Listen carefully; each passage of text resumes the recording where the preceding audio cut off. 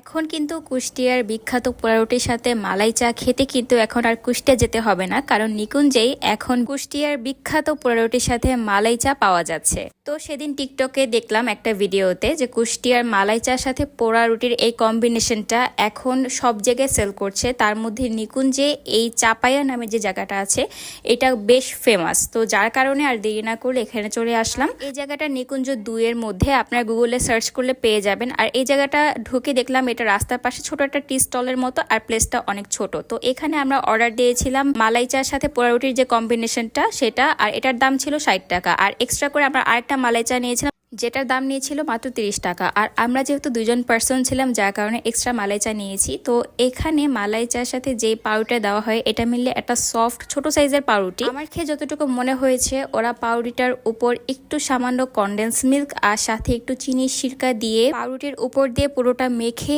এরপরে এটাকে পোড়ানো হয়েছে। আর পোড়ানোর পর এটার টেস্টটা আসলেই ভালো ছিল।